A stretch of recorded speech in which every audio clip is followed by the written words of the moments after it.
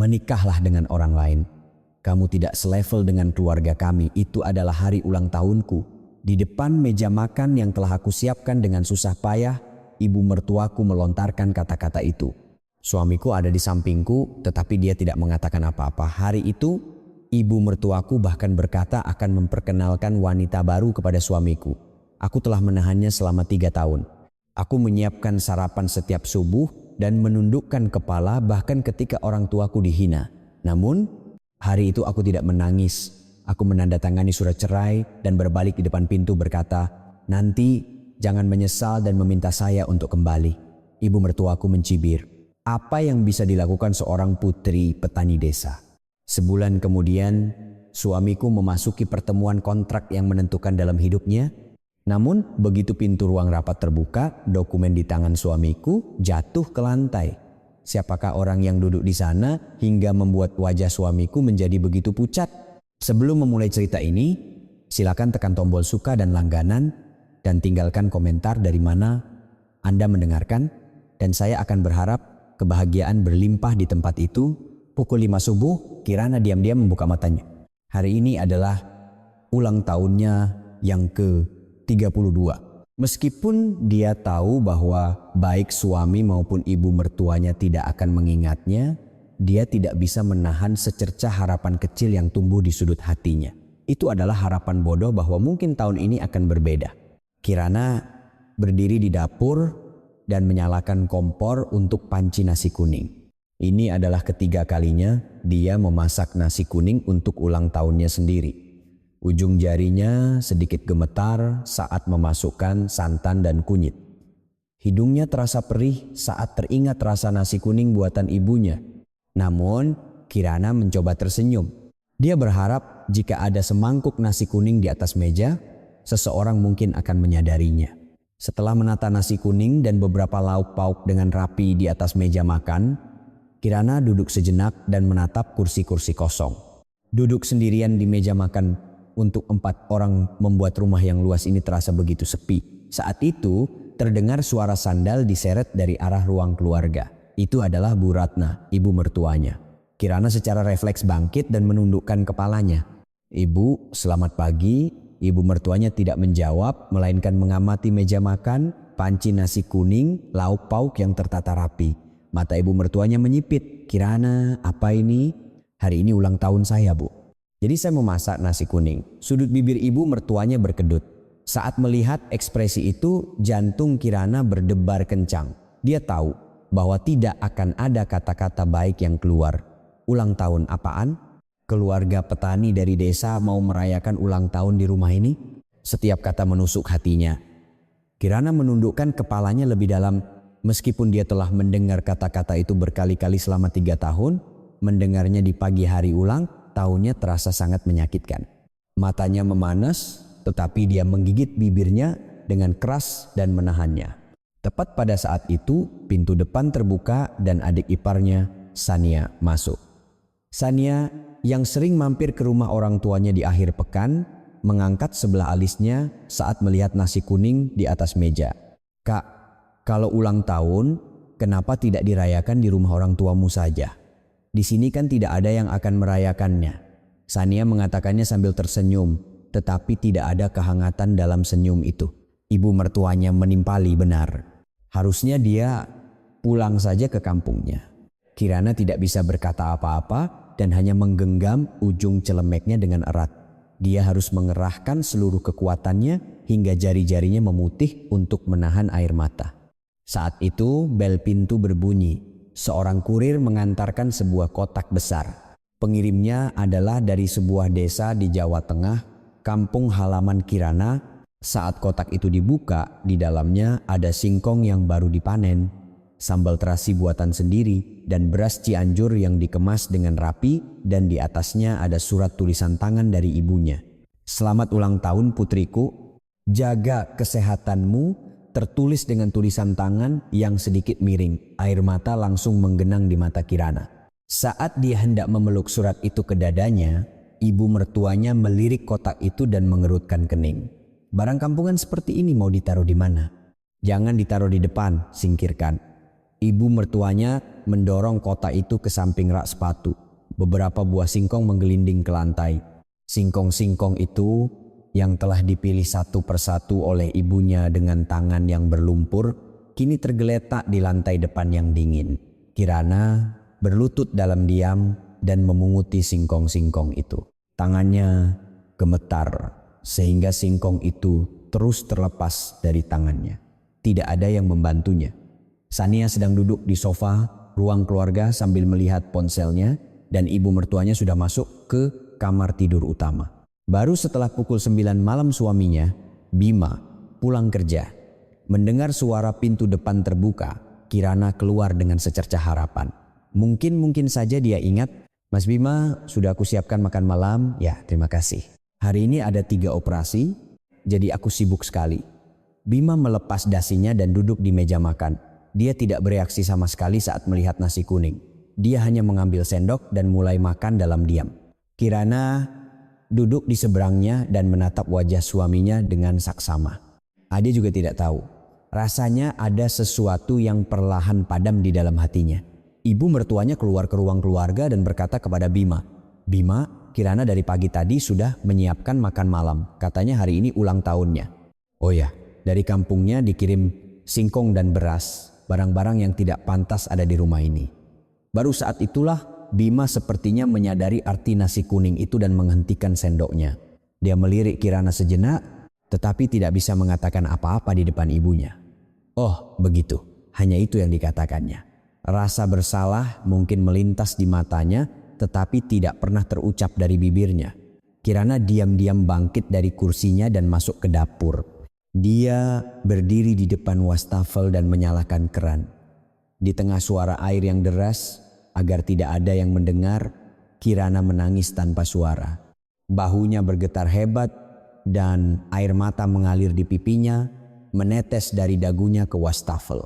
Saat itu ponsel di saku celemeknya bergetar. Kirana mengeringkan tangannya yang basah di celemek dan memeriksa layar Direktur Sekretariat Sinar Pangan Bapak Suryo. Mata Kirana berubah saat melihat nama yang tertera di layar.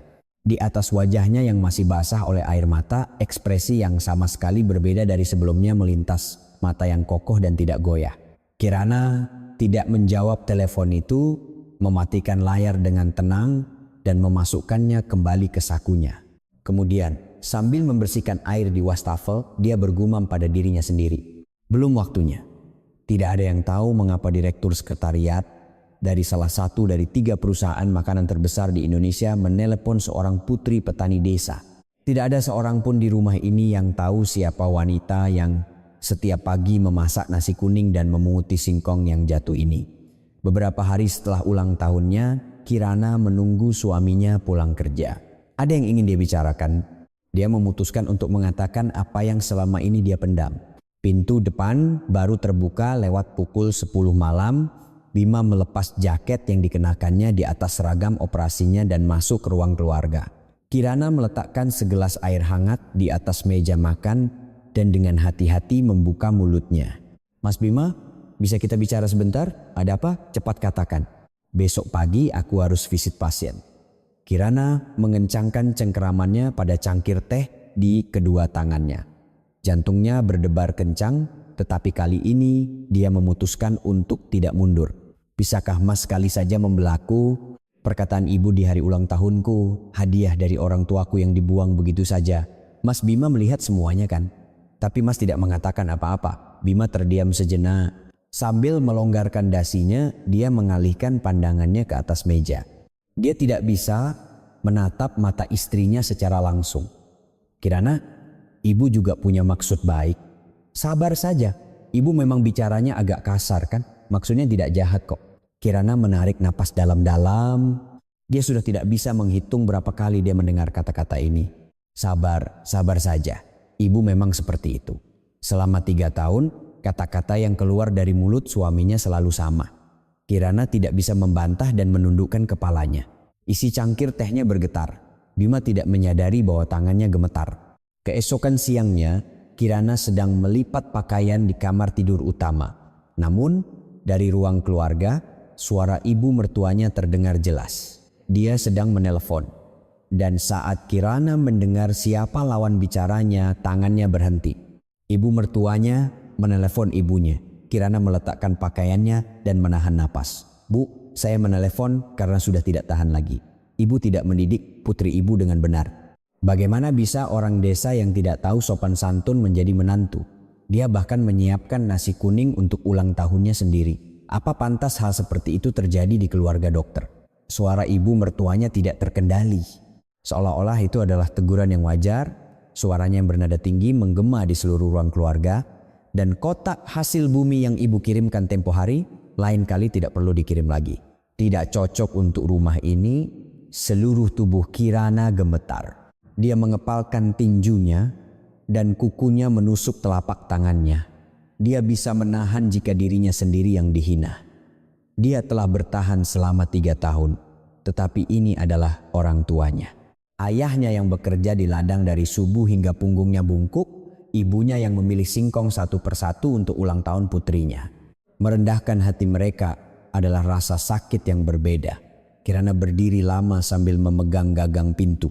Dia ingin lari keluar, dia ingin merebut telepon dan mengatakan kepada ibunya bahwa dia baik-baik saja. Tetapi kakinya tidak bisa bergerak. Jika dia keluar sekarang, itu akan menjadi pertengkaran yang lebih besar dan percikannya akan mengenai orang tuanya lagi. Setelah telepon ditutup, Kirana mengeluarkan ponselnya dan menelepon orang tuanya. Setelah 3 kali dering, suara ibunya terdengar. "Kirana." Suara ibunya berbeda dari biasanya. Meskipun dia mencoba terdengar ceria, ujung suaranya sedikit bergetar. Kirana tidak melewatkan getaran itu. "Bu, aku hanya menelepon. Singkongnya sudah sampai. Terima kasih." "Ya putriku, kamu baik-baik saja kan?" "Ya, aku baik-baik saja. Ibu juga harus sehat." Setelah menutup telepon, Kirana menarik selimut menutupi kepalanya. Agar suaranya tidak terdengar, dia membenamkan wajahnya di bantal dan menangis lama. Dia telah berjanji pada dirinya sendiri untuk tidak pernah menunjukkan sisi lemahnya di depan ibunya, tetapi ketika sendirian, air matanya tidak mau berhenti. Beberapa hari kemudian, sebuah berita lain sampai ke telinga Kirana. Itu adalah perkataan ibu mertuanya di pertemuan istri-istri dokter di lingkungan itu. Seorang tetangga yang tinggal di apartemen yang sama memberitahunya dengan hati-hati saat mereka bertemu saat berbelanja. "Mbak Kirana, saya agak tidak enak mengatakan ini, tetapi ibu mertua Mbak bilang di pertemuan menantuku dari desa, jadi tidak bisa diajak kemana-mana." Kirana mencoba tersenyum. "Oh ya, tidak apa-apa, jangan dipikirkan," jawabnya. Tetapi begitu dia berbalik, dia menggigit bibirnya dengan keras. Tidak baik-baik saja. Sama sekali tidak baik-baik saja. Malam itu, Bima pulang larut lagi. Kirana mematikan lampu ruang keluarga dan duduk di sofa dalam kegelapan. Suara langkah Bima yang masuk ke kamar tidur menjauh dan rumah menjadi benar-benar sunyi. Kirana menatap keluar jendela. Lampu-lampu di seberang apartemen padam satu persatu. 3 tahun malam yang dihabiskannya di rumah ini melintas seperti film. Setiap subuh bangun untuk memasak, tersenyum meskipun mendengar kata-kata kasar, menyetrika ke meja suaminya, dan menangis diam-diam karena khawatir tentang orang tuanya. Selama 3 tahun suami yang tidak pernah memihaknya, ibu mertua yang setiap hari menindasnya dengan latar belakangnya. Kirana diam-diam, sangat diam-diam membuat keputusan. Sudah 3 tahun, sekarang saatnya Kirana bangkit dari tempat duduknya dan masuk ke kamar mandi. Dia mengunci pintu, menyalakan keran, lalu mengeluarkan ponselnya. Dia menekan 1 nomor yang tersimpan. Setelah 2 kali dering, suara seorang pria yang tenang terdengar. Ibu direktur akhirnya menelepon. Suara Kirana tidak lagi bergetar, tidak ada air mata. Dia adalah orang yang sama sekali berbeda dari wanita yang menangis di bawah selimut tadi. "Pak Suryo, tolong mulai persiapan untuk saya kembali." "Baik Bu, saya sudah menunggu." Kirana mematikan telepon dan menatap wajahnya di cermin. Mata yang bengkak karena menangis, pipi yang tirus, namun sorot matanya kokoh. Seolah-olah berbicara pada dirinya sendiri di cermin, dia bergumam pelan, "Sekarang aku akan kembali." Minggu berikutnya, setelah Kirana memutuskan untuk kembali, ibu mertuanya menjadi lebih berani. Itu adalah hari Minggu pagi. Bima jarang libur. Jadi dia sedang duduk di sofa ruang keluarga sambil minum kopi. Ibu mertuanya duduk di seberangnya dan tiba-tiba mengatakan sesuatu yang tidak terduga. "Bima, ibu sudah menemukan wanita yang cocok untukmu." Bima meletakkan cangkir kopinya dan mengangkat kepalanya. "Ibu, tiba-tiba bicara apa?" "Putri Direktur Utama Rumah Sakit Sejahtera di Menteng. Usianya pas, keluarganya juga terpandang. Keluarga dokter harus menikah dengan keluarga dokter. Coba temui dia minggu depan." Wajah Bima mengeras. Meskipun dia lemah terhadap kata-kata ibunya, ini sudah melewati batas. "Ibu, saya masih menikah. Saya belum bercerai dengan Kirana." Tetapi ibu mertuanya tidak bergeming. Sebaliknya, dia merendahkan suaranya dan berbicara lebih tegas. "Cerai saja. Wanita seperti itu tidak selevel dengan kita, Bima. Kamu seorang spesialis bedah di rumah sakit besar. Kamu tidak bisa hidup selamanya dengan putri petani, kan?" Bima terdiam. Meskipun dia tahu dia harus membantah, kata-kata itu tersangkut di tenggorokannya di depan tatapan ibunya. Selama 3 tahun, dia tidak pernah sekalipun mengatakan tidak kepada ibunya. Dan pada malam harinya, ibu mertuanya memberikan ultimatum kepada Kirana. Itu terjadi setelah makan malam. Bima masih duduk di meja makan, dan ketika Kirana selesai mencuci piring dan keluar ke ruang keluarga, ibu mertuanya sudah menunggu di sofa. Saat melihat ekspresi ibu mertuanya, Kirana tahu hari ini adalah hari yang telah ditunggunya. "Kirana, duduklah." Suara ibu mertuanya tenang, tetapi di dalamnya sudah ada kesimpulan yang pasti. "Aku akan jujur, ceraikan dia. Kamu tidak selevel dengan keluarga kami. Aku sudah melihat selama 3 tahun, yang tidak bisa ya tidak bisa. Aku harus membiarkan Bima bertemu dengan orang yang lebih baik. Jika kamu menahannya, hidup anak ini akan terhambat." Kirana menatap wajah ibu mertuanya dengan tenang. Kemudian perlahan-lahan dia menoleh dan menatap suaminya. Bima sedang menatap gelas air di atas meja.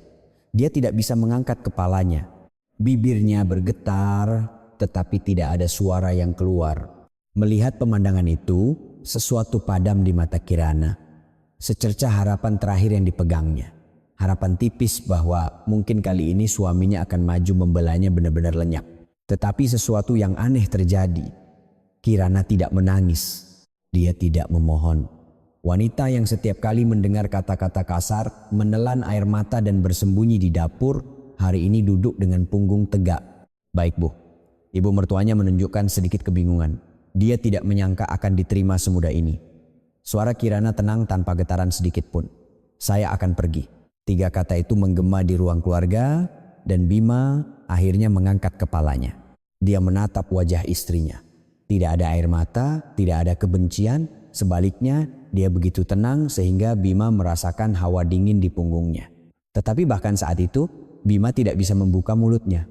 Ibu mertuanya mengeluarkan sebuah amplop dari laci. Itu adalah surat perjanjian cerai. Kirana membuka amplop dan mengeluarkan dokumen itu. Dia perlahan-lahan membaca tulisan yang padat di atas kertas, lalu pandangannya berhenti di satu tempat. Di bagian bawah dokumen, di kolom penanda tangan, tanda tangan suaminya sudah ada. Mata Kirana berkedip sejenak. Rasanya seperti salah satu sisi hatinya robek. Dia tidak tahu apakah suaminya menandatanganinya sebelum disuruh ibu mertuanya, atau apakah ibu mertuanya sudah menyiapkannya terlebih dahulu. Tetapi hasilnya sama. Pria ini sampai akhir tidak pernah memihaknya. Kirana mengambil pulpen.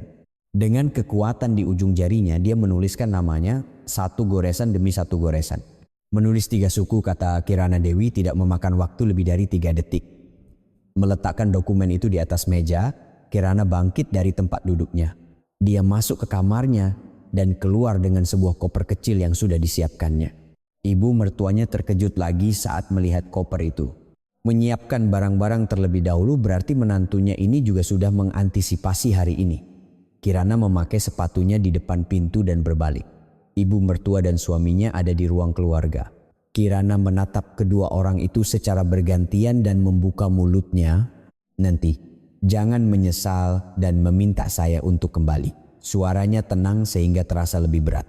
Itu bukan ancaman, melainkan nada suara yang memberitahukan sebuah fakta. Ibu mertuanya mendengus. Ekspresinya seolah bertanya, menyesal apa yang harus disesali, dan dia melontarkan satu kata terakhir. "Pulanglah ke desa dan bertani bersama orang tuamu." di sanalah levelmu." Kirana tidak menjawab. Dia menatap mata ibu mertuanya sekali, lalu diam-diam menutup pintu depan. Dia tidak membantingnya. Dia menutupnya dengan sangat perlahan hingga terdengar bunyi klik. Suara pelan itu justru menggema berat di ruang keluarga. Tepat sebelum pintu tertutup, Bima melihatnya. Ekspresi yang muncul di wajah istrinya saat berbalik bukan tangisan, bukan kemarahan. Di bibir Kirana ada senyum yang tidak bisa dipahami. Itu bukan wajah orang yang diusir. Seolah-olah dia akhirnya melepaskan sesuatu yang telah lama ditahannya, senyum yang tenang dan ringan. Bima menatap pintu yang tertutup untuk waktu yang lama. Salah satu sisi dadanya terasa sakit. Rasanya seperti sesuatu yang tidak dapat diubah telah terjadi, tetapi dia tidak bisa menunjukkan dengan tepat apa itu. Di sampingnya, ibu mertuanya berkata, "Sudah benar Bima, tetapi kata-kata itu tidak masuk ke telinganya. Pulanglah ke desa dan bertani." Begitulah kata ibu mertuanya. Tetapi mengapa wanita yang diusir itu tersenyum? Menantu yang sudah menyiapkan koper, istri yang menandatangani surat cerai tanpa setetes air mata pun, tidak ada seorang pun di rumah ini yang belum mengerti arti senyum itu. Setelah Kirana pergi, rumah itu berubah. Tidak ada yang berubah secara kasat mata, tetapi udaranya berbeda. Bau tumis kangkung yang biasa tercium dari dapur setiap pagi lenyap, dan sepatu Bima yang biasanya tertata rapi di atas rak sepatu depan kini berdebu. Tumpukan handuk bersih yang terlipat di atas mesin cuci, stiker tanggal di wadah makanan di dalam kulkas, semua itu baru disadari adalah hasil pekerjaan Kirana. 1-2 hari berlalu, sebulan berlalu, dan seminggu pun terlewati. Tidak ada kabar dari Kirana. Tidak ada satupun pesan teks, tidak ada satupun panggilan tak terjawab. Ibu mertuanya, Ratna, pada awalnya berkata seolah-olah itu wajar. Sudah benar, berakhir dengan bersih kan? Namun setelah seminggu ada perubahan halus di wajah ibu mertuanya. Bukan karena cemas, jauh dari merindukan Kirana. Yang membuat ibu mertuanya tidak nyaman adalah pandangan orang-orang di lingkungan sekitar. Gosip menyebar lebih cepat dari yang diperkirakan. Di antara para penghuni di kompleks apartemen yang sama di gedung yang sama mulai terdengar bisikan. Menantu Bu Ratna diusir, ya. Katanya keluarga dokter kok menantunya diusir, ada apa ya? Ibu mertuanya katanya sering mengejeknya karena berasal dari desa. Di minimarket, di lift apartemen, di tempat parkir, setiap kali ibu mertuanya lewat, orang-orang akan membuang muka atau sebaliknya menatapnya terang-terangan. Bagi ibu mertuanya yang menganggap kebanggaan sebagai keluarga dokter sebagai nyawanya, pandangan-pandangan ini seperti menggores kulitnya, terutama pertemuan istri-istri dokter yang menjadi masalah. Sampai bulan lalu, ibu mertuanya adalah orang yang paling vokal dalam pertemuan itu. Namun dalam pertemuan minggu ini, suasananya sangat berbeda. Saat ibu mertuanya duduk, terjadi keheningan yang canggung dan para istri lainnya saling bertukar pandangan. Bu Ratna, menantunya pergi ya, ada apa? Ah, itu urusan keluarga, kalau tidak cocok ya berpisah. Ibu mertuanya mencoba tertawa dan mengabaikannya, tetapi daun telinganya memerah. Dalam perjalanan pulang, di dalam lift, dia menggertakkan giginya sendirian. Sudah benar, sudah benar. Ibu mertuanya mengulanginya pada dirinya sendiri berkali-kali, tetapi ada sesuatu yang mengganjal di hatinya. Dia hanya tidak mau mengakuinya. Yang membuatnya semakin cemas adalah Bima. Ibu mertuanya membuat janji 10 hari setelah Kirana pergi. Pertemuan Bima dengan putri direktur utama Rumah Sakit Sejahtera. Itu adalah tempat yang telah diincar dan diusahakan ibu mertuanya selama berbulan-bulan. Dia memesan restoran hotel dan bahkan membelikan dasi baru untuk Bima. Bima, malam ini jam 6. Berusahalah, wanita ini cocok untuk keluarga kita. Bima pergi ke pertemuan itu karena tidak tahan dengan desakan ibunya. Wanita yang duduk di meja di dalam restoran itu mengenakan gaun yang rapi dan anting-anting mutiara dengan kesan yang bersih. Siapapun yang melihatnya tidak akan menemukan kekurangan. Wanita itu tersenyum dan menyapa, dan ibu mertuanya mengamati dengan puas dari meja sebelah. Namun pikiran Bima kosong. Dia tidak mendengar apa yang dikatakan wanita itu. Pak dokter spesialis apa? Ah ya, bedah. Pasti banyak operasi ya. Bagaimana menjaga stamina? Biasa saja, percakapan tidak berlanjut. Bima hanya memainkan gelas airnya, melihat menu, lalu melihat keluar jendela berulang kali. Pihak wanita berusaha menghidupkan suasana, tetapi pandangan Bima terus melayang ke tempat lain. Sepasang suami istri muda yang sedang makan dengan tenang di sudut restoran menarik perhatiannya. Sang istri memindahkan lauk ke piring suaminya dan suaminya tersenyum seolah berterima kasih. Kirana selalu seperti itu. Dia akan meletakkan lauk di piring Bima terlebih dahulu dan jika kuahnya dingin dia akan memanaskannya kembali. Makanan selesai dalam 1 jam. Bima meninggalkan salam formal, "Saya akan hubungi lagi," dan bangkit dari tempat duduknya. Wajah ibu mertuanya yang mengamati dari meja sebelah mengeras. "Bima, kenapa begitu? Bagaimana bisa kamu bersikap acuh tak acuh pada wanita sebaik itu?" "Ibu, maaf, tapi sekarang saya tidak bisa bertemu siapapun." Ibu mertuanya hendak marah, tetapi Bima tidak menjawab dan masuk ke mobil lebih dulu. Tangannya yang memegang kemudi menegang. Dadanya terasa sesak. Selama duduk di depan wanita baru, wajah Kirana terus terbayang. Senyum misterius yang dilihatnya di depan pintu saat Kirana pergi terus menghantuinya. Malam itu, Bima kembali ke rumah dan duduk di kamar tidur yang kosong. Spray di sisi tempat tidur yang biasa digunakan Kirana terbentang rapi. Tidak ada sehelai rambut pun yang tersisa di atas bantal. Dia pergi dengan sangat bersih tanpa meninggalkan jejak. Tanpa sengaja dia membuka lemari pakaian Kirana. Kosong. Saat melihat lemari yang hanya tersisa gantungan baju berjejer, barulah dia benar-benar merasakannya. Orang ini benar-benar telah pergi. Bima berdiri lama di depan lemari kosong. Saat itu, laci di bagian bawah lemari menarik perhatiannya. Laci yang biasa digunakan Kirana tetapi tidak sepenuhnya kosong. Selembar kertas catatan kecil menempel di dasar laci. Bima mengambilnya tanpa berpikir. Tulisan tangan Kirana. "Mas Bima, kemejanya sudah kutaruh di rak kedua dari kiri sesuai musim. Dasinya sudah kurapikan sesuai warna. Kaos kakinya di rak paling bawah. Yang hitam dan biru tua sudah aku pisahkan." Tangan Bima gemetar. Sambil memegang catatan itu, dia membuka lemari pakaiannya sendiri. Benar saja, kemejanya terlipat rapi berdasarkan musim semi, panas, gugur, dan dingin, dan dasinya tergantung rapi berdasarkan warna biru, merah, dan monokrom. Kaos kakinya terpisah berdasarkan warna, persis seperti yang tertulis di catatan. Selama 3 tahun, setiap pagi dia membuka pintu dan mengambil pakaian, tetapi dia tidak pernah sekalipun berpikir siapa yang merapikannya. Bima membaca catatan itu lagi. Tulisannya menjadi kabur dan ketika dia mengangkat kepalanya, matanya berair. Wanita yang bahkan saat pergi masih mengkhawatirkan lemari pakaian suaminya, orang yang bahkan saat diusir masih mengurus orang di rumah ini, barulah saat itu Bima merasa sesak. Dia menggeledah laci lagi dan menemukan selembar catatan lagi. Di dalam pintu kulkas sebelah kiri, aku sudah taruh obat hipertensi cadangan untuk ibu. Tanggal kedaluarsanya sampai Maret tahun depan. Dia bahkan menyiapkan obat untuk ibu mertuanya. Ibu mertua yang setiap hari mengejek menantunya, menghina orang tuanya dan akhirnya menyerahkan surat cerai. Bima duduk di tepi tempat tidur dengan 2 lembar catatan di tangannya. Kepalanya perlahan menunduk dan bahunya bergetar hebat. Keesokan siangnya bel pintu depan berbunyi. Ibu mertuanya membuka pintu dan melihat seorang wanita asing berdiri di sana. Itu adalah teman kuliah Kirana. "Selamat siang, Bu." "Saya Rina, teman Kirana." Mata ibu mertuanya menjadi dingin. "Ada apa?" "Saya tidak bisa menghubungi Kirana." "Apa ibu tahu di mana dia?" "Teleponnya tidak diangkat, pesannya juga tidak dibaca." Ibu mertuanya mengerutkan kening. Teman menantunya yang sudah diceraikan datang, mencarinya sampai ke rumah, itu membuatnya tidak senang. "Kirana bukan orang rumah ini lagi.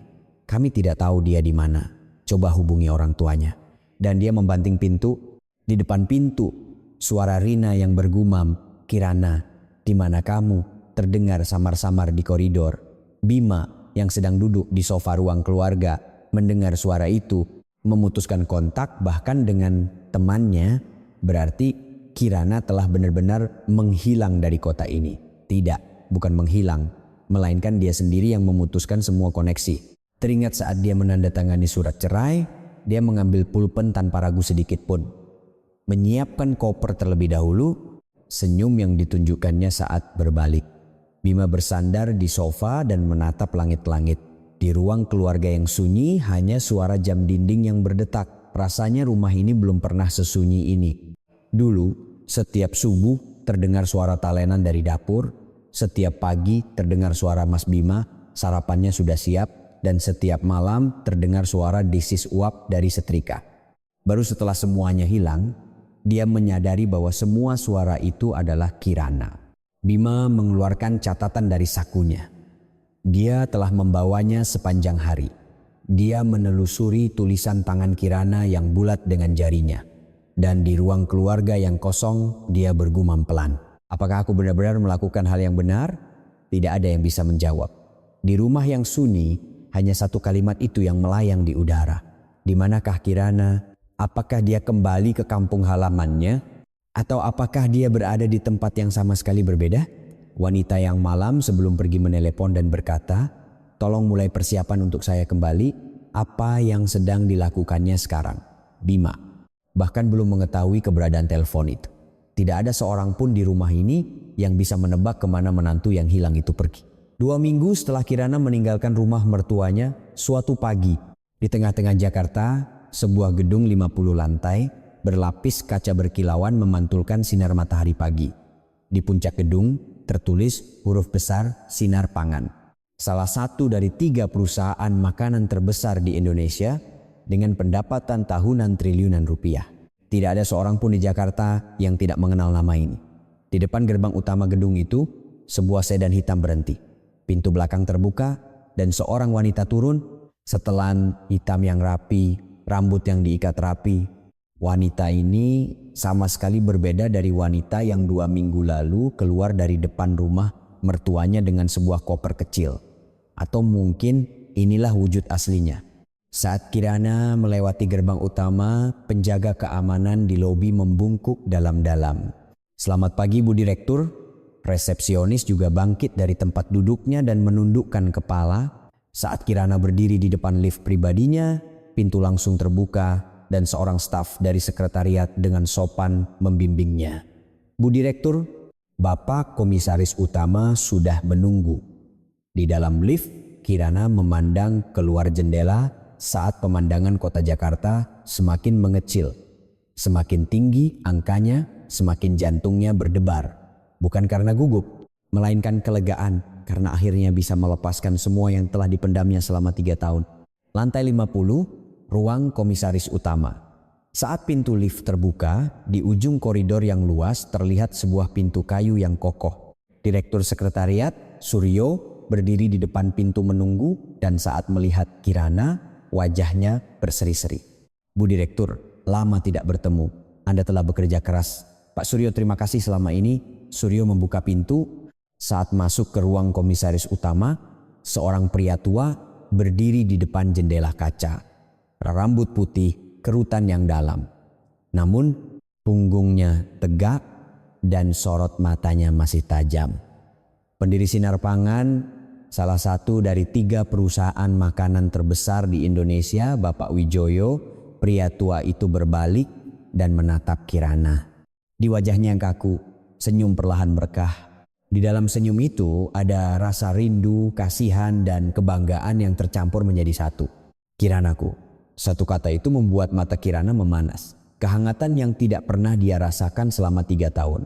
Ejekan ibu mertuanya, kebisuan suaminya, bisikan orang-orang di lingkungan sekitar. Rasanya dia bertahan selama 3 tahun hanya untuk mendengar satu kata ini, kakek. Kirana mendekati pria tua itu.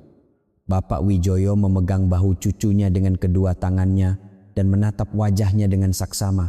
Pipi yang tirus, tangan yang kasar. Berbeda dengan penampilannya yang segar saat kembali dari studi manajemen di Eropa 3 tahun lalu. Mata Bapak Wijoyo berkaca-kaca. "Kamu sudah bekerja keras, sekarang kembalilah ke tempatmu." Kirana mengangguk dan membuka mulutnya. "Kakek, sekarang aku sudah kembali. Selama 3 tahun di luar, aku sudah cukup belajar bagaimana rasanya hidup sebagai orang biasa." Bapak Wijoyo memberi isyarat agar dia duduk di sofa. Suryo membawakan teh dan diam-diam undur diri. Di ruang komisaris utama yang luas, hanya tersisa kakek dan cucunya. Dari luar jendela, pemandangan gedung-gedung pencakar langit Jakarta terlihat jelas. Belajarlah dari bawah, begitu kata kakek kan? Bapak Wijoyo meletakkan cangkir tehnya dan berkata, suaranya rendah dan berat. Seharusnya aku juga mengatakan itu pada ibumu. Tapi waktu itu aku tidak bisa. Itu adalah cerita tentang Ibu Kirana, putri tunggal Bapak Wijoyo, Larasati. Sekarang dia tinggal di sebuah desa di Jawa Tengah bersama suaminya, bertani.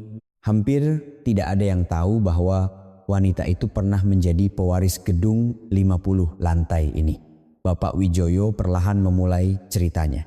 Ketika Larasati berusia 24 tahun, dia membawa seorang pemuda dari desa yang bertani, ayahmu. Aku tentu saja menentangnya. Putriku seorang pewaris konglomerat, bagaimana bisa dia hidup dengan seorang petani? Jari Bapak Wijoyo perlahan mengusap tepi cangkir teh.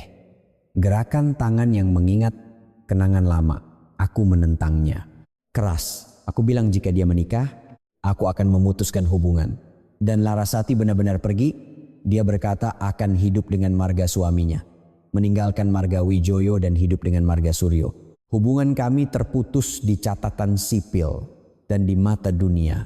Dia hanyalah istri seorang petani desa. Bapak Wijoyo berhenti sejenak. Matanya yang menatap keluar jendela memandang jauh. Begitulah kami tidak berkomunikasi selama lebih dari 20 tahun. Setiap hari aku menyesal. Apa pentingnya latar belakang? Yang penting putriku bahagia.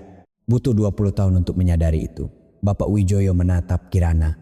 Baru setelah kamu lulus kuliah, aku menghubungi Larasati. Aku bilang aku minta maaf, kembalilah sekarang. Larasati tidak kembali, tetapi dia memaafkan ayahnya. Hanya saja dia punya satu syarat, jangan beritahu dunia. Karena dia sudah hidup sebagai istri seorang petani desa, dia ingin menjaga kehidupan itu. Kirana mendengarkan dalam diam. Setiap kali dia mendengar cerita ibunya, hatinya terasa sakit. Ibunya yang meninggalkan segalanya demi cinta.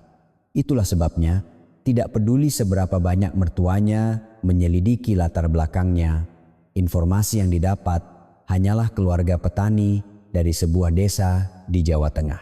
Karena itulah, ketika kamu kembali dari studi manajemen di Eropa, saat aku memberimu pelajaran sebagai penerus, aku meminta satu hal.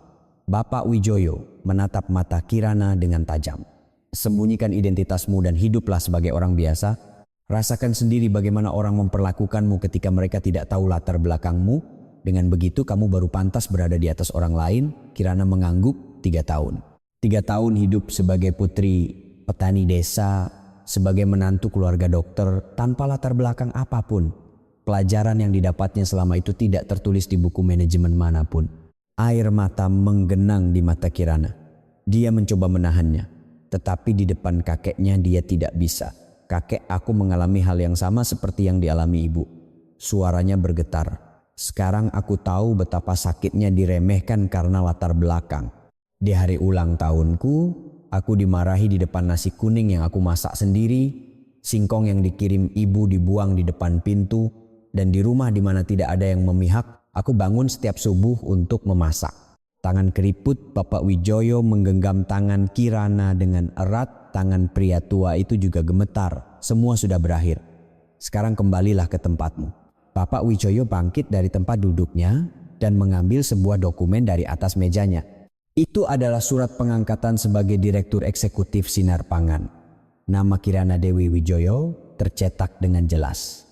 Mulai hari ini, kamu diangkat sebagai Direktur Eksekutif. Pak Suryo akan membantumu dalam pekerjaan. Kirana menerima surat pengangkatan itu dengan kedua tangannya. Baru pertama kali dia merasakan selembar kertas bisa begitu berat. Ini bukan sekadar jabatan. Ini adalah bobot dari 3 tahun waktu, air mata yang ditelan, tangan yang memunguti singkong, subuh yang menangis diam-diam di depan wastafel.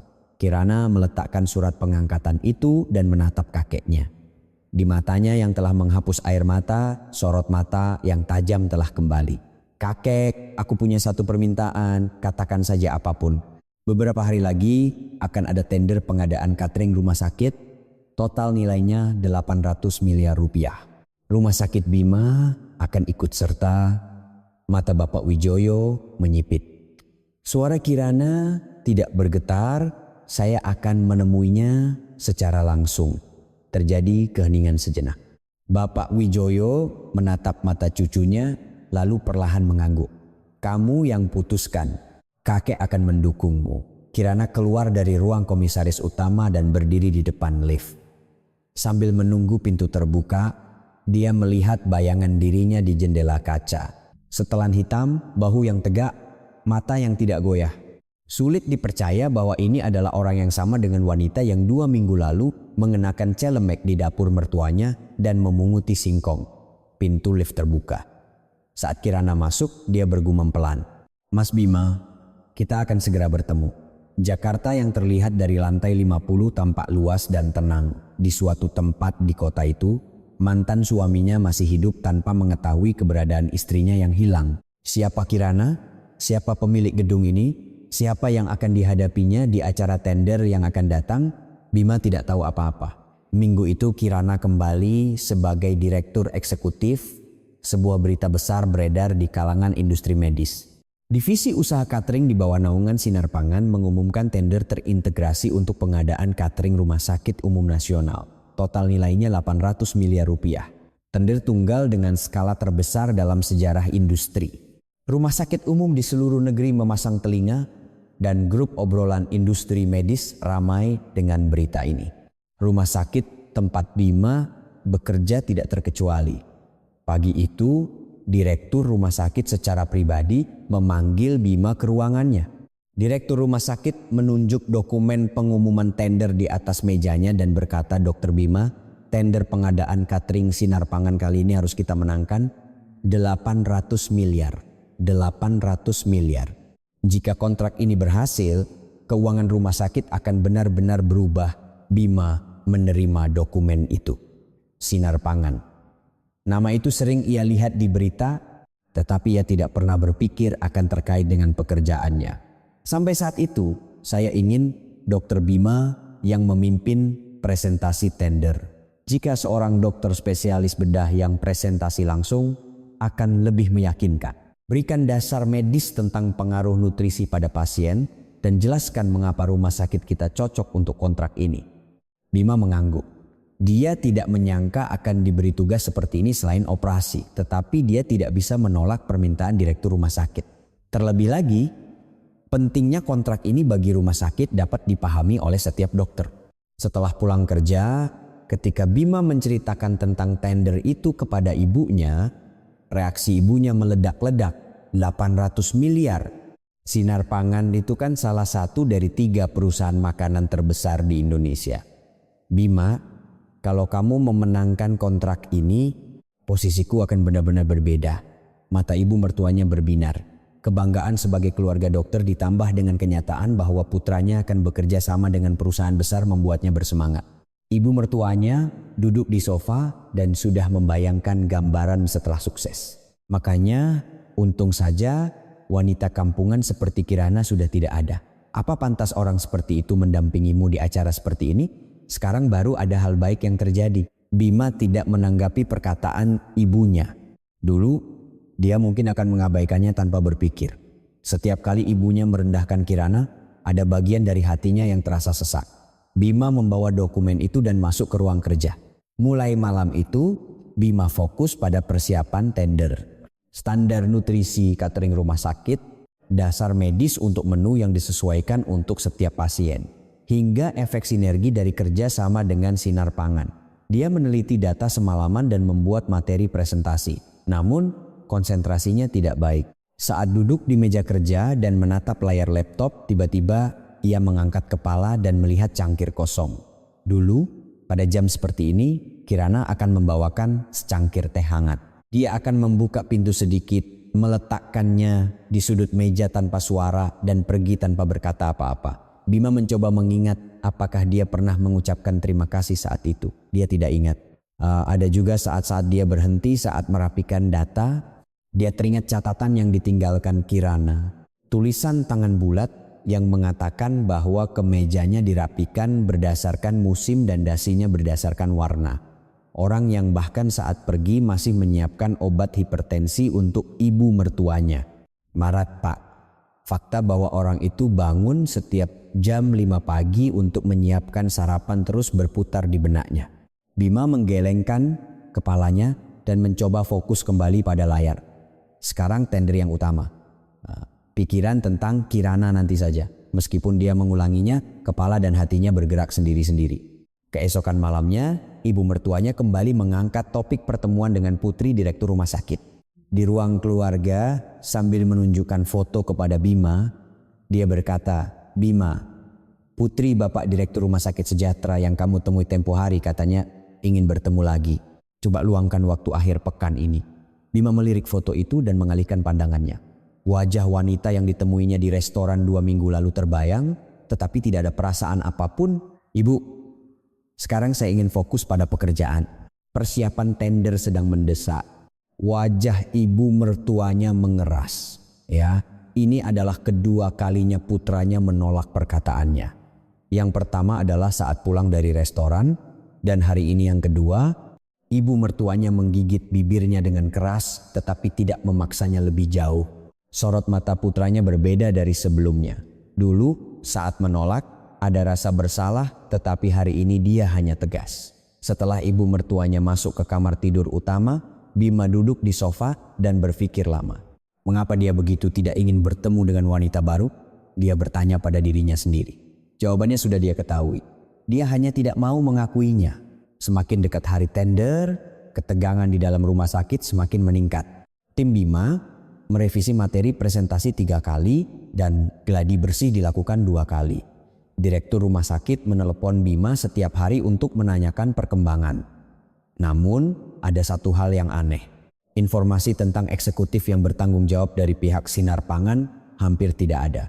Tidak peduli seberapa banyak tim perencanaan rumah sakit mencari tahu, yang didapat hanyalah cerita sepotong-sepotong. Katanya eksekutif muda yang baru diangkat.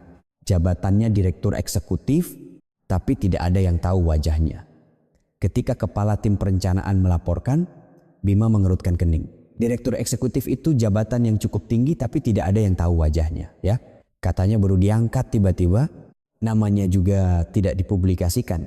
Pihak Sinar Pangan mengatakan akan mengungkapkannya pada hari H. Bima mengabaikannya tanpa berpikir. Dia berpikir bahwa karena ini adalah perusahaan besar, keamanan informasi internalnya ketat. Yang lebih penting adalah menyempurnakan isi presentasi. Malam sebelum tender, Bima melakukan pemeriksaan terakhir di ruang kerja.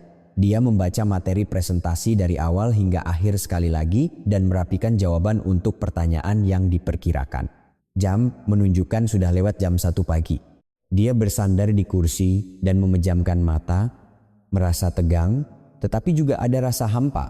Menjelang presentasi besar, Kirana selalu melakukan sesuatu untuknya. Dia akan membawakan segelas susu hangat dan berkata, "Mas Bima, kamu pasti bisa. Jangan khawatir." Kata-kata sederhana, tetapi setelah mendengarnya, anehnya bahunya menjadi rileks dan dia merasa nyaman. Bima membuka matanya dan menatap meja kosong. Subuh tanpa cangkir, tanpa kata-kata hangat. Dia menggigit bibirnya dengan keras. Kata rindu sampai di tenggorokannya, tetapi tidak terucap. Dia tahu dia tidak pantas mengatakannya. Pagi hari tender, Bima mengenakan setelan jas dan berdiri di depan cermin. Saat membuka lemari, dia melihat kemejanya terlipat rapi berdasarkan musim, persis seperti yang dirapikan Kirana. Bima berhenti sejenak, lalu mengambil kemeja putih. Dia memilih dasi berwarna biru tua. Dari tempat yang dirapikan Kirana berdasarkan warna. Saat keluar dari pintu depan, Bima menoleh ke belakang sekali. Ruang keluarga yang kosong, dapur yang padam, pintu depan yang biasanya setiap pagi ada yang mengucapkan, "Hati-hati di jalan kini," terasa sangat sunyi. Ibu mertuanya keluar dari kamar tidur utama dan berkata, "Bima, hari ini lakukan yang terbaik. Jika kita memenangkan kontrak ini, status keluarga kita akan berbeda. Ya, aku berangkat." Bima masuk ke mobil dan menyalakan mesin. Dia memasukkan tujuan di navigasi. Kantor Pusat Sinar Pangan, Jalan Sudirman, Jakarta Selatan. Saat mobil berangkat, Bima tidak tahu siapa yang menunggunya di ruang rapat lantai 35 gedung itu. Siapa direktur eksekutif muda yang wajahnya tidak ada yang tahu, Bima tidak tahu, tetapi orang yang telah menyaksikan cerita ini dari awal tahu. Wanita yang diusir karena dianggap sebagai putri petani desa adalah pemilik gedung 50 lantai. Hari ini, hari penentuan telah tiba.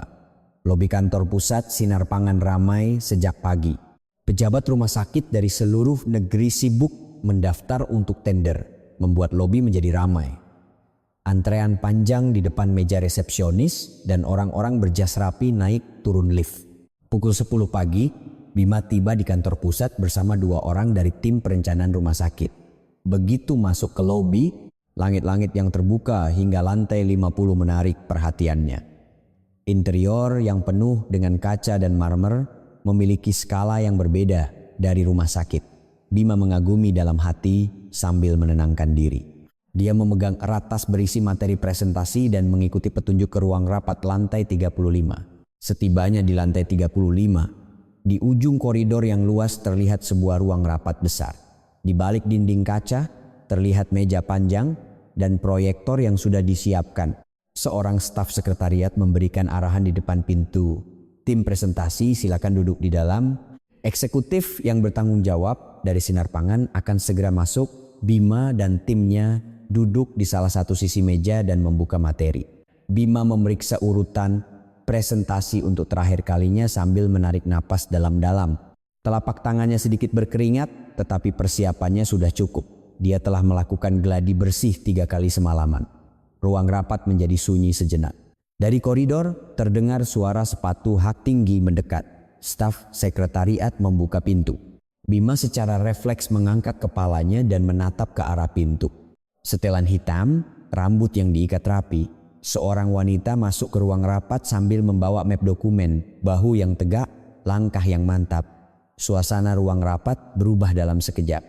Wanita itu berdiri di seberang meja, lalu memandang orang-orang yang duduk di sana sekali dan membuka mulutnya. Selamat pagi, saya Kirana Dewi, Direktur Eksekutif Sinar Pangan. Waktu seolah berhenti. Wajah Bima pucat pasi. Matanya terbelalak dan mulutnya sedikit terbuka. Materi presentasi di tangannya terlepas dan jatuh ke atas meja. Suara kertas yang berserakan di lantai terdengar jelas di ruang rapat yang sunyi, tetapi Bima bahkan tidak mendengar suara itu. Kirana, wanita yang 2 minggu lalu mengenakan celemek di dapur, yang menundukkan kepala di hadapan ejekan ibu mertuanya, yang keluar dari depan pintu dengan sebuah koper kecil, kini duduk di depan papan nama Direktur Eksekutif Sinar Pangan.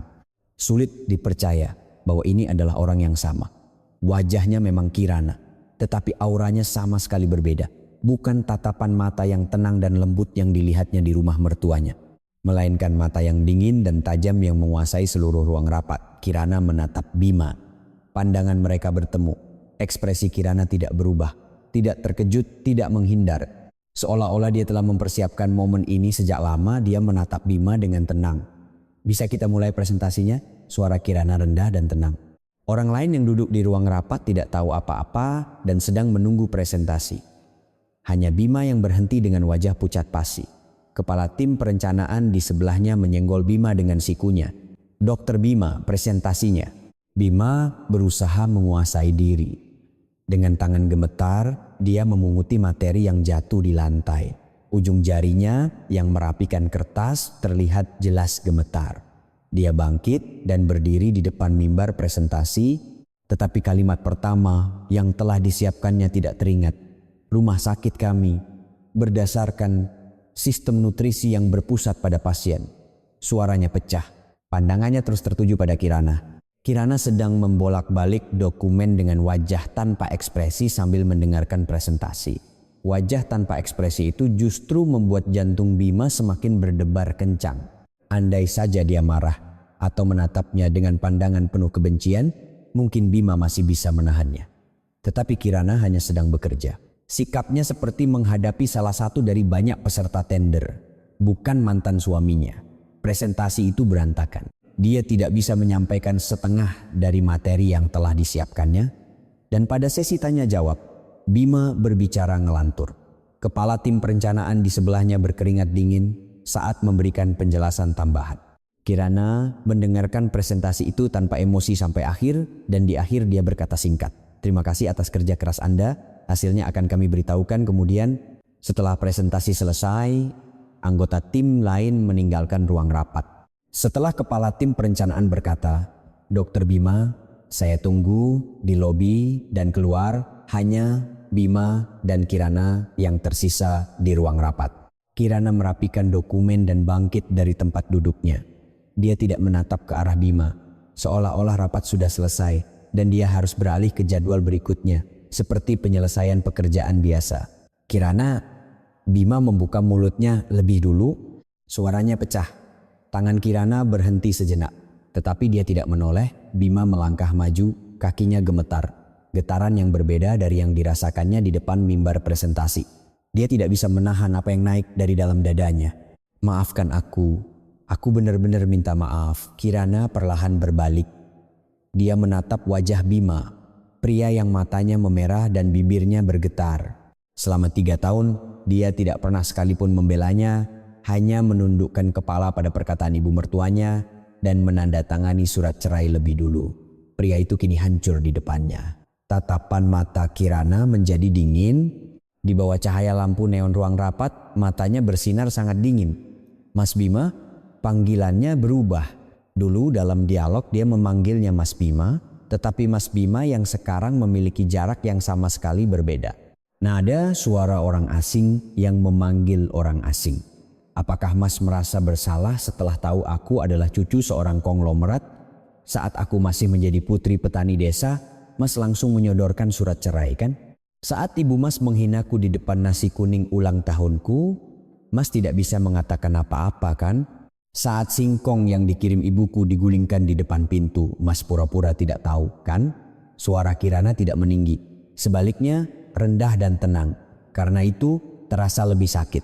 Daripada berteriak, menyebutkan fakta dengan emosi yang terkendali sempurna, justru menusuk lebih dalam. Bahkan sampai diperkenalkan dengan wanita baru kan? Katanya putri direktur rumah sakit. Bima menundukkan kepalanya. Dia tidak punya apa-apa untuk dikatakan, tidak ada yang ingin dia katakan, tetapi dia tahu bahwa Kirana tidak akan mempercayainya sekarang. Tetapi Bima membuka mulutnya. Dengan suara gemetar, dia tetap mengatakan apa yang harus dikatakannya, bukan karena kamu cucu konglomerat. Alis Kirana bergerak sedikit. "Setelah kamu pergi, aku menyesal setiap malam. Meja makan yang kamu siapkan setiap subuh, catatan yang kamu tinggalkan di lemari pakaianku, obat hipertensi ibu yang kamu siapkan. Setelah melihat semua itu, barulah aku tahu betapa jahatnya aku. Sebelum bertemu denganmu di sini hari ini, aku sudah menyesal." Ruang rapat sunyi. Di luar jendela, gedung-gedung di pusat kota Jakarta bermandikan sinar matahari, tetapi udara di dalam ruangan ini terasa dingin. Kirana menatap mata Bima untuk waktu yang lama, mata yang mencoba menebak apakah itu kebohongan atau ketulusan. Selama 3 tahun, Kirana telah belajar tentang manusia. Hanya dengan melihat sorot mata, dia bisa membaca apa yang ada di dalamnya. Ada ketulusan di mata Bima. Kirana menyadarinya. Tetapi menyadari dan menerima adalah 2 hal yang berbeda. Apakah kata-kata itu tulus atau tidak, sekarang tidak penting. Kirana memeluk map dokumen di dadanya dan berjalan ke arah pintu. "Saya berada di sini sekarang sebagai direktur eksekutif Sinar Pangan. Pembicaraan pribadi bukan urusan di sini." Dia berhenti sejenak di depan pintu. Punggung Kirana bergetar sejenak, tetapi dia tidak menoleh. Pintu terbuka dan suara sepatu hak tinggi menjauh ke koridor. Bima sendirian di ruang rapat yang kosong. Kakinya lemas dan dia terduduk di kursi.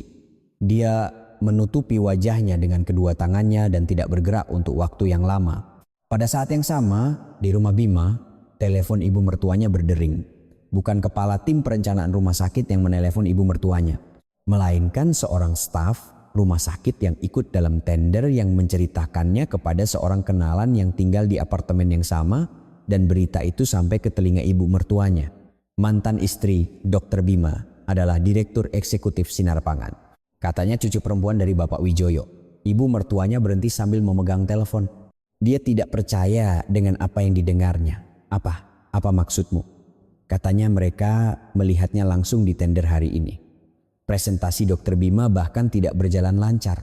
Ibu mertuanya mematikan telepon dan ponselnya terlepas dari tangannya. Telepon yang jatuh di atas bantal sofa, layarnya padam. Ibu mertuanya terduduk di sofa dengan mata terbelalak. Bibirnya bergetar hebat. Keluarga petani yang hanya bisa menanam sayuran, wanita kampungan, pulang saja ke sawah. Kata-kata yang pernah diucapkannya satu persatu kembali menghantam dadanya. Tidak mungkin, tidak mungkin. Ibu mertuanya bergumam, tetapi kakinya sudah lemas. Menantu yang selama 3 tahun dihina, diusir, dan bahkan orang tuanya dihina, ternyata adalah cucu perempuan dari pemilik salah satu dari 3 perusahaan makanan terbesar di Indonesia. Fakta ini benar-benar mengguncang dunia ibu mertuanya. Sehari setelah pertemuan tender, sebuah pemberitahuan datang ke rumah sakit Bima. Surat resmi dari Sinar Pangan yang menyatakan bahwa peninjauan kontrak pengadaan catering ditangguhkan sepenuhnya. Alasannya hanya tertulis sebagai penyesuaian jadwal karena adanya tinjauan internal. Direktur rumah sakit panik dan tim perencanaan menjadi gempar. Kontrak senilai 800 miliar rupiah berhenti di depan mata. Namun Bima tahu ini bukan sekadar penyesuaian jadwal. Tatapan dingin Kirana yang dihadapinya di ruang rapat kemarin terbayang kembali. Yang menangguhkan kontrak bukanlah Sinar Pangan, melainkan Kirana Dewi, dan dampaknya tidak berhenti di situ. Pada minggu yang sama, adik iparnya, Sania, juga menerima telepon. Perusahaan yang memasok bahan baku kosmetik untuk klinik kulit yang dikelola Sania adalah anak perusahaan Sinar Pangan, dan tiba-tiba datang pemberitahuan bahwa kontrak pasokan akan ditinjau kembali. Awalnya, Sania tidak tahu apa yang terjadi. Dia menelepon pemasok dan menanyakan alasannya, tetapi jawaban yang didapatnya hanyalah itu kebijakan kantor pusat. Baru setelah mendengar cerita dari kakaknya, semuanya terhubung. Sania menelepon Bima. Suaranya bergetar. "Kak, benar kakak ipar Direktur Eksekutif Sinar Pangan?" "Ya." "Katanya cucu perempuan Bapak Wijoyo." "Ya." Terdengar suara Sania menarik napas di seberang telepon. Lama tidak ada suara, lalu suara Sania terdengar lagi. Dia menangis. "Kak, ini semua karena kita jahat sama kakak ipar." Bima tidak menjawab. Kata-kata Sania tidak salah. "Aku juga bilang begitu sama kakak ipar di hari ulang tahunnya. Kalau ulang tahun pulang saja ke kampung." Betapa sakit hatinya kakak ipar waktu itu. "Kak, kita benar-benar jahat." Sania menangis lama di seberang telepon. Bima hanya mendengarkan dalam diam. Dia tidak pantas menghibur adiknya karena dialah yang paling bersalah. Ibu mertuanya, Ratna, lebih parah lagi. Sejak hari tender, ibu mertuanya hampir tidak pernah keluar rumah. Gosip telah menyebar di lingkungan sekitar. Cerita bahwa menantu yang diusir dari keluarga dokter ternyata adalah cucu seorang konglomerat menyebar seperti api di seluruh kompleks apartemen. Tatapan mata orang-orang yang ditemuinya di lift berubah. Bukan simpati, bukan kecaman, melainkan ekspresi tidak percaya. Dalam pertemuan istri-istri dokter, pembicaraan terang-terangan terjadi. Bu Ratna begitu meremehkan menantunya karena dari desa, ternyata menantunya cucu Bapak Wijoyo. Aduh, tidak boleh menilai orang hanya dari latar belakangnya. Tidak mungkin ibu mertuanya tidak mendengarnya. Martabat ibu mertuanya yang begitu bangga sebagai keluarga dokter hancur dalam sekejap. Ibu mertuanya duduk di sofa ruang keluarga dan hanya menyalakan televisi sepanjang hari. Dia tidak menonton layar. Matanya tertuju pada televisi, tetapi di benaknya 3 tahun terakhir terus berputar ulang tanpa henti. Pagi hari saat dia mengejek menantunya di hari ulang tahunnya, tangan yang mendorong singkong kiriman dari orang tuanya di depan pintu, kata-kata kasar yang dilontarkannya saat menelepon ibu menantunya, hal-hal yang dulu dianggapnya wajar, satu persatu kembali dan menyakiti hatinya. Malam hari dia tidak bisa tidur, kepalanya pusing dan nafsu makannya menurun. Dalam seminggu, wajah ibu mertuanya menjadi sangat tirus. Tekanan darahnya naik dan dia sering merasa pusing, dan suatu kali dia terhuyung-huyung di kamar mandi dan nyaris tidak jatuh dengan berpegangan pada wastafel. Jika bukan karena obat hipertensi cadangan yang disimpan Kirana di kulkas, mungkin akan terjadi hal yang lebih buruk. sungguh ironis. Dia harus bergantung pada obat yang disiapkan oleh menantu yang telah diusirnya. Bima sambil mengamati ibunya tidak lagi diam seperti dulu. Suatu malam Bima pulang kerja dan berdiri di depan ibu mertuanya yang sedang duduk di ruang keluarga. Saat ibu mertuanya mengangkat kepala, sorot mata putranya berbeda dari sebelumnya. Ketegasan yang tidak pernah ditunjukkannya di depan ibunya selama 3 tahun ada di sana. "Ibu, ada yang ingin saya sampaikan." Ibu mertuanya menatap putranya tanpa berkata apa-apa. "Kita yang salah." Kirana tidak salah apa-apa. Bibir ibu mertuanya bergetar. Keinginan untuk membantah muncul, tetapi saat melihat mata putranya, kata-kata itu tidak keluar. Kirana bangun setiap subuh untuk memasak. Dia bahkan merapikan pakaian saya berdasarkan musim. Saat pergi, dia masih menyiapkan obat hipertensi ibu. Apa yang kita lakukan padanya? Menghinanya di hari ulang tahunnya, membuang hadiah dari orang tuanya, menelepon orang tuanya, dan menghina mereka karena dari desa. Suara Bima semakin bergetar, bukan karena marah, melainkan karena semakin dia berbicara, semakin dia merasa malu pada dirinya sendiri. Ibu bahkan mengatakan hal seperti itu kepada orang tua Kirana, itu benar-benar tidak pantas. Ibu telah menginjak-injak hati mereka yang mengirimkan singkong untuk ulang tahun putri mereka. Mata ibu mertuanya berkaca-kaca. Baru pertama kali dia mendengar kata-kata seperti ini dari putranya. Dan jangan pernah lagi memperkenalkan wanita baru. "Saya tidak bisa bersama siapapun selain Kirana." Saat kalimat terakhir itu menggema di ruang keluarga, ibu mertuanya menggigit bibirnya dengan keras dan menundukkan kepalanya. Tidak ada yang bisa dibantah. Karena itu adalah fakta. Semua itu adalah perbuatannya. Keesokan harinya, Bima mengendarai mobilnya ke arah Jakarta Selatan. Dia memarkir mobilnya di depan kantor pusat Sinar Pangan dan masuk ke lobi. Di meja resepsionis mereka bertanya, apakah ada janji? Tetapi Bima tidak punya janji. "Saya datang untuk bertemu dengan Ibu Direktur Eksekutif Kirana Dewi. Tolong sampaikan bahwa Bima datang." Beberapa saat kemudian, datang telepon dari sekretariat. Jawaban bahwa dia boleh naik. Bima naik lift dengan jantung yang serasa mau meledak. Apa yang harus dia katakan?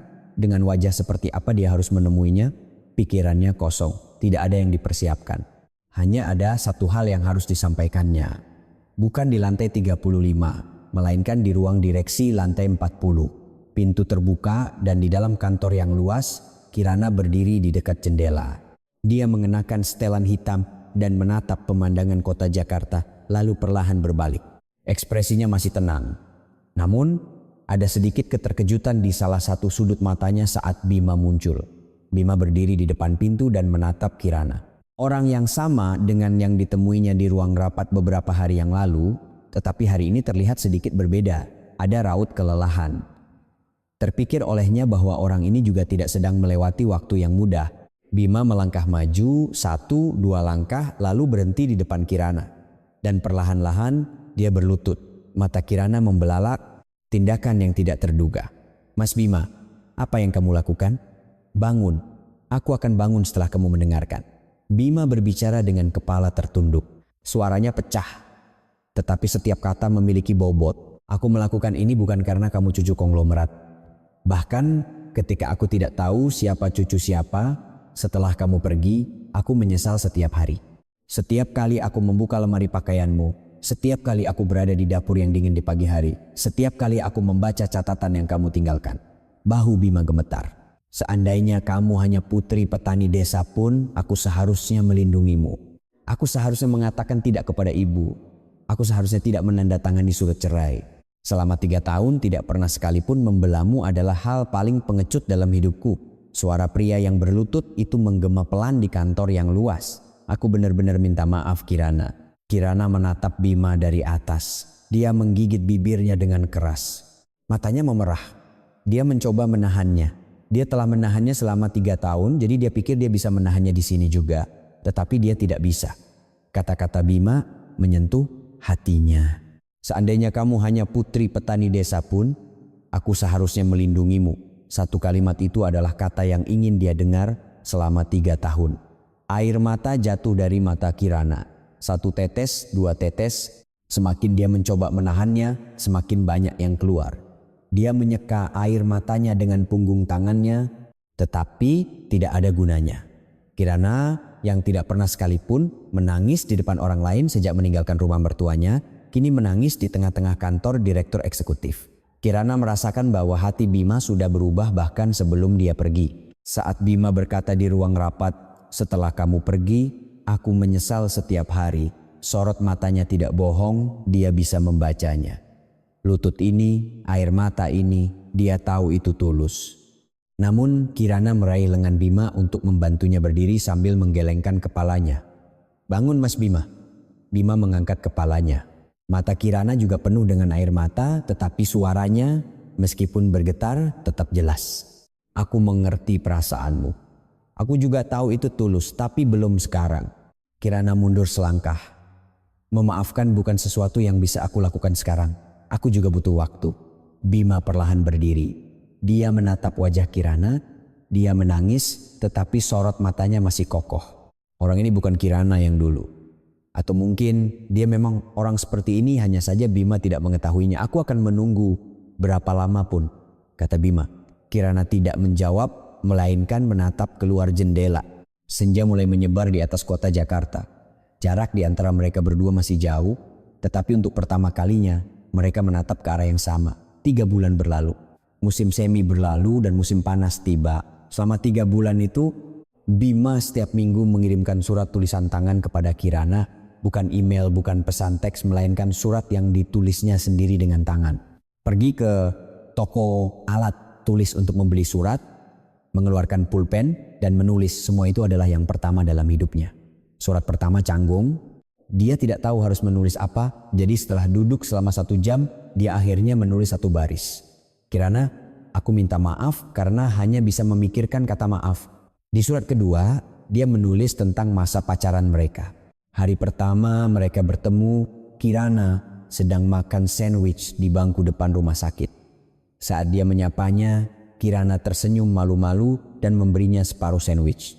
Karena senyum itu, dia meminta nomor teleponnya. Dari surat ketiga, tulisan penyesalan berlanjut. Saat lebaran pertama setelah menikah, Kirana memasak opor ayam, tetapi ibu mertuanya menumpahkan kuahnya karena rasanya tidak pas. Saat itu, dia hanya melihat dari samping dan tidak mengatakan apa-apa. Dia lupa ulang tahun Kirana 3 kali. Dia bahkan tidak tahu bahwa istrinya bangun setiap subuh dan hanya tidur nyenyak. Surat-surat itu dikirimkan ke kantor Kirana di kantor pusat Sinar Pangan. Kirana menyimpan surat-surat yang datang setiap minggu di dalam laci. Awalnya dia tidak membukanya, surat kedua juga tidak dibukanya. Namun saat surat ketiga datang, Kirana membuka laci dan membaca ketiganya sekaligus. Setelah selesai membaca, dia menatap keluar jendela untuk waktu yang lama. Kemudian dia memasukkan kembali surat-surat itu ke dalam laci.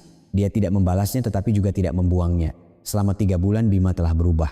Baik di rumah sakit maupun di rumah, dia tidak lagi hanya mengangguk setuju pada perkataan ibunya dan mulai mengatakan apa yang ingin dikatakannya.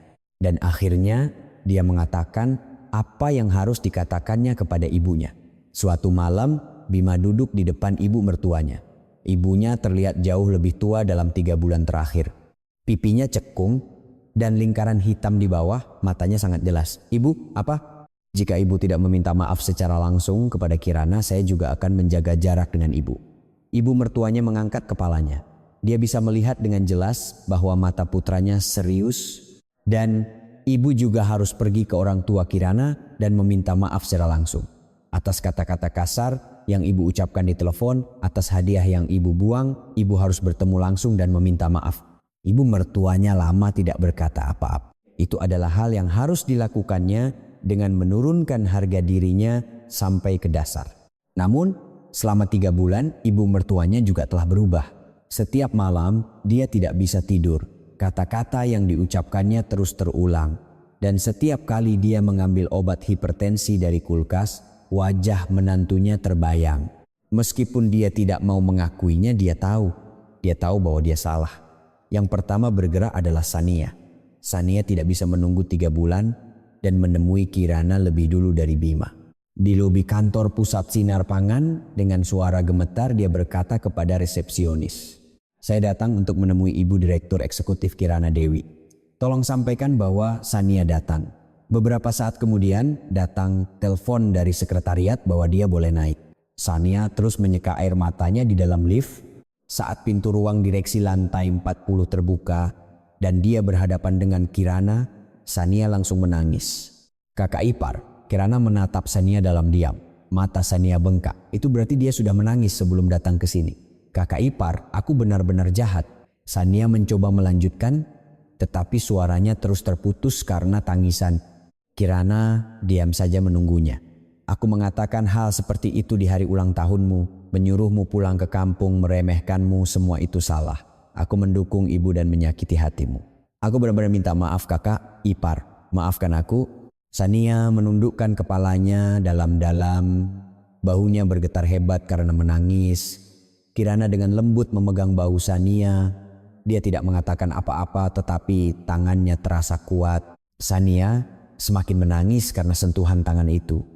Seminggu kemudian ibu mertuanya muncul di kantor pusat Sinar Pangan. Penampilan ibu mertuanya saat memasuki lobi sangat menyedihkan. Sulit dipercaya bahwa ini adalah orang yang 3 bulan lalu berbicara paling lantang dan angkuh di pertemuan istri-istri dokter. Wajah tanpa riasan, pakaian sederhana. Ibu mertuanya berdiri di depan meja resepsionis dan ragu-ragu sejenak, lalu akhirnya membuka mulutnya. Saya datang untuk menemui Ibu Direktur Eksekutif Kirana Dewi. Tolong sampaikan bahwa ibu mertuanya, Ratna, datang. Kirana turun. Di sofa yang disediakan di sudut jendela kaca di lantai pertama lobi, kedua orang itu duduk berhadapan. Saat ibu mertuanya melihat wajah Kirana, bibirnya langsung bergetar. Kata-kata yang ingin diucapkannya tersangkut di tenggorokan. Dan ibu mertuanya bangkit dari tempat duduknya dan berlutut di depan Kirana. Para staf di lobi terkejut dan menatap. Seorang wanita berusia 62 tahun berlutut di depan seorang wanita muda yang pernah menjadi menantunya. Namun ibu mertuanya tidak peduli dengan pandangan sekitar. Tidak, dia tidak punya waktu untuk peduli. Kirana, suara ibu mertuanya pecah. Aku menilai orang hanya dari latar belakangnya. Aku meremehkanmu selama 3 tahun karena kamu dari desa dan tidak cocok untuk keluarga dokter. Aku menghinamu di hari ulang tahunmu, meremehkan hadiah dari orang tuamu, dan mengatakan hal-hal yang tidak pantas kepada orang tuamu di telepon. Air mata mengalir dari mata ibu mertuanya. Orang yang menganggap martabat sebagai nyawanya kini menangis di tengah-tengah lobi yang ramai. Aku juga telah melakukan hal yang tidak pantas kepada orang tuamu. Aku benar-benar minta maaf, Kirana. Kirana menatap ibu mertuanya yang berlutut. Teringat saat dia menundukkan kepala di depan orang ini setiap hari 3 tahun lalu. Betapa kesepiannya dia saat itu, betapa sakitnya dia, semuanya kembali muncul di dalam dadanya. Namun pada saat yang sama, bahu wanita tua yang berlutut itu terlihat gemetar. Wajah yang sangat tirus dalam 3 bulan terakhir, suara yang pecah. Terlihat bahwa orang ini juga telah melewati waktu dalam penderitaan. Kirana membungkuk dan memegang lengan ibu mertuanya. Perlahan-lahan dia membantunya berdiri. Ibu, bangunlah. Ibu mertuanya mengangkat kepalanya. Mata Kirana juga berkaca-kaca, tetapi suaranya jelas. Saya juga tidak ingin hidup terikat pada masa lalu lagi. Ibu mertuanya memegang tangan Kirana dan nyaris tidak bisa berdiri. Keduanya saling menatap wajah satu sama lain untuk waktu yang lama tanpa berkata apa-apa. Ada banyak yang ingin dikatakan, tetapi untuk saat ini satu kalimat itu sudah cukup. Beberapa hari kemudian, ibu mertuanya naik mobil bersama Bima dan Sania. Tujuannya adalah kampung halaman Kirana di Jawa Tengah. Setelah 3 jam perjalanan, mereka tiba di sebuah rumah pedesaan kecil yang dikelilingi oleh sawah. Cabai dijemur di halaman dan ayah Kirana, Pak Suryo, sedang memegang cangkul di halaman dan bangkit saat melihat mobil berhenti. Ibunya, Larasati, keluar dari dapur dan melepas celemeknya. Raut wajah keduanya tegang. Mertua yang datang tanpa pemberitahuan. Ibu mertuanya turun dari mobil dan berdiri di depan halaman. Kakinya gemetar. Dia merasakan tatapan Bima dan Sania di punggungnya, tetapi kali ini adalah sesuatu yang harus dilakukannya sendiri. Ibu mertuanya membungkuk dalam-dalam di depan orang tua Kirana. Punggungnya yang membungkuk 90 derajat tidak terangkat untuk waktu yang lama. Bapak Ibu, saya telah melakukan kesalahan besar. Pak Suryo dan Larasati terkejut dan saling berpandangan. Wajah ibu mertuanya saat mengangkat kepala basah oleh air mata. Saya telah mengucapkan kata-kata yang tidak sopan di telepon, meremehkan hadiah yang Bapak dan Ibu kirimkan, dan meremehkan Kirana karena latar belakangnya. Semua itu adalah kesalahan saya. Saya dengan tulus meminta maaf. Suara tangisan ibu mertuanya menggema di halaman. Bima berdiri di samping ibunya dan ikut menundukkan kepala, dan Sania juga menangis sambil memberi salam. Larasati menatap ibu mertuanya untuk waktu yang lama. Sebagai seorang ibu, dia tahu apa yang telah dialami putrinya selama 3 tahun. Ada malam-malam dia menangis di bawah selimut saat mendengar kata-kata kasar di telepon. Namun, Larasati bukanlah orang yang suka menyimpan dendam. Dia adalah orang yang meninggalkan keluarga konglomerat demi cinta. Larasati mendekati ibu mertuanya dan memegang tangannya. Bu, semua sudah berlalu. Yang penting Kirana bahagia, itu sudah cukup. Ibu mertuanya tidak bisa menahan tangisnya mendengar satu kalimat itu dan hampir terduduk. Larasati menopangnya dengan lengannya dan Pak Suryo berkata, "Mari kita bicara di dalam," sambil membuka gerbang. Saat malam tiba, sebuah meja diletakkan di halaman. Larasati menggoreng tahu dan bakwan dari dapur, dan Pak Suryo mengeluarkan arak dari gentong. Keempat orang itu duduk mengelilingi meja. Terjadi keheningan yang canggung sejenak, tetapi Pak Suryo membuka mulutnya sambil menyodorkan gelas arak kepada ibu mertuanya. "Minumlah, sudah lama disimpan, rasanya enak." Ibu mertuanya menerima gelas dengan kedua tangannya. Tangannya gemetar sehingga sedikit arak tumpah keluar gelas, tetapi tidak ada yang peduli. "Terima kasih, Pak." Ibu mertuanya menyesap sedikit dan untuk pertama kalinya menunjukkan ekspresi santai. Larasati tersenyum dan menyodorkan piring bakwan, dan Sania menuangkan arak untuk Pak Suryo. Angin malam musim panas berhembus di atas halaman, dan suara katak terdengar dari sawah. Bima memegang gelas arak di tangannya dan menatap langit. Langit pedesaan dipenuhi bintang. Dia berharap Kirana bisa melihat pemandangan ini, dan dia diam-diam berjanji bahwa hari di mana Kirana duduk di tempat ini harus datang. Mungkin rekonsiliasi sejati tidak dimulai dengan kata-kata indah, melainkan dengan segelas arak di atas meja. Setelah kunjungan ke kampung halaman, terjadi perubahan pada Kirana. Dia akhirnya membalas surat Bima yang menumpuk di laci. Suratnya singkat, hanya 2 baris. "Suratnya sudah aku terima, tolong beri aku sedikit waktu lagi." Bima menatap surat itu untuk waktu yang lama setelah menerimanya. Meskipun hanya 2 baris, itu bukan penolakan. Pintunya tidak ditutup sepenuhnya, melainkan dibuka dengan hati-hati. Bima memasukkan surat itu ke dalam dompetnya, dan dia terus mengirim surat setiap minggu. Satu hal yang berbeda dari sebelumnya adalah sekarang dia mulai menulis tentang kehidupan sehari-harinya, bukan lagi kata-kata maaf. "Operasi hari ini berjalan lancar, keluarga pasien menangis dan berterima kasih. Melihat mereka, aku jadi teringat kamu. Ibu sekarang memasak sendiri. Dia memasak sayur lodeh, tapi rasanya terlalu asin. Aku setiap hari merasakan betapa hebatnya kamu. Hari ini ada truk yang menjual singkong di depan rumah sakit. Aku beli 1 dan merebusnya. Rasanya seperti singkong yang dikirim dari kampung halamanmu." Musim gugur tiba. Suatu minggu sore, Kirana mengirim pesan kepada Bima. "Mas Bima, malam ini ada waktu?" Bima merasa jantungnya berhenti saat membaca pesan itu. Tangannya gemetar sehingga butuh 3 menit untuk mengetik balasan, "Ada. Aku bisa pergi kemana saja." Tempat yang ditentukan Kirana bukanlah restoran mewah, melainkan sebuah warung kecil yang terletak di gang. Tempat sederhana dengan hanya 4 meja kayu.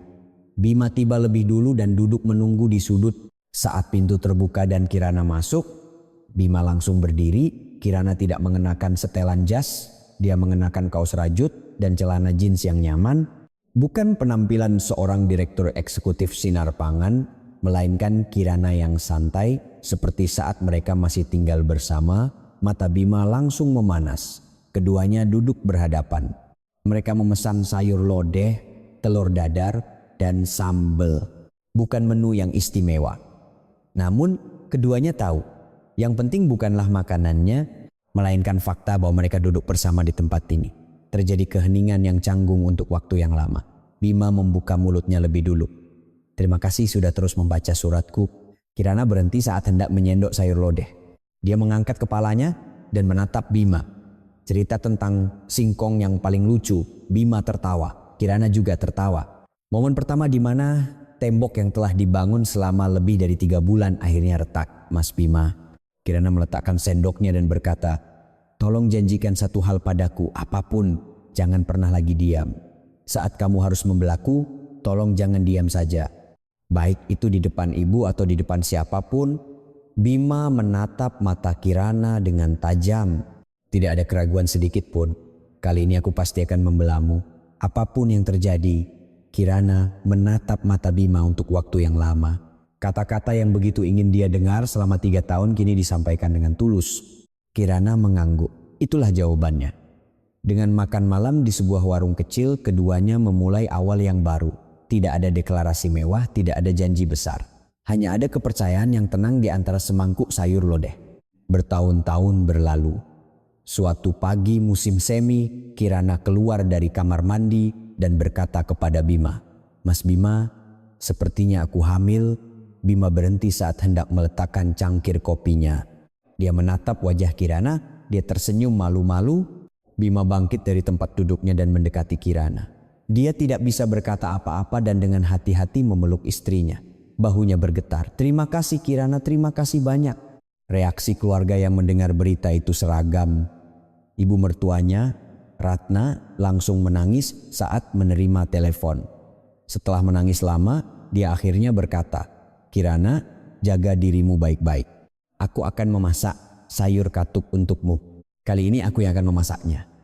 Pemandangan yang sama sekali berbeda dari pagi hari 3 tahun lalu saat Kirana memasak sayur katuk untuk ulang tahunnya sendiri. Sekarang ibu mertuanya sendiri yang menawarkan untuk memasaknya. Kirana tertawa lama sambil memegang telepon. Teringat surat Bima yang mengatakan bahwa sayur lodeh ibunya terlalu asin. Sedikit khawatir apakah sayur katuknya akan enak, tetapi dia berterima kasih atas niat baiknya. Sania langsung berlari membeli baju bayi. Aku akan menjadi tante terbaik di dunia untuk keponakanku. Kakak ipar, kalau butuh apa-apa, katakan saja. Dari kampung halaman, Pak Suryo berlari masuk dari sawah dan berteriak kepada Larasati. Bu, Kirana kita hamil. Larasati menyeka air matanya dengan celemek di dapur. Dia berpikir harus mengirim sekotak singkong lagi. Pada musim gugur di tahun yang sama, Kirana dipromosikan menjadi wakil komisaris utama Sinar Pangan. Sebuah pidato ucapan selamat dijadwalkan dalam sebuah acara industri dan Kirana naik ke atas panggung di sebuah aula besar yang dihadiri oleh ratusan pejabat. Perutnya mulai membesar tetapi langkahnya mantap dan sorot matanya tajam. Kirana berdiri di depan mikrofon, aula menjadi sunyi. Untuk sampai di titik ini hari ini, saya telah mengalami banyak hal. Suara Kirana menggema di seluruh aula. Nilai seseorang tidak berasal dari tempat ia dilahirkan, melainkan dari bagaimana ia hidup.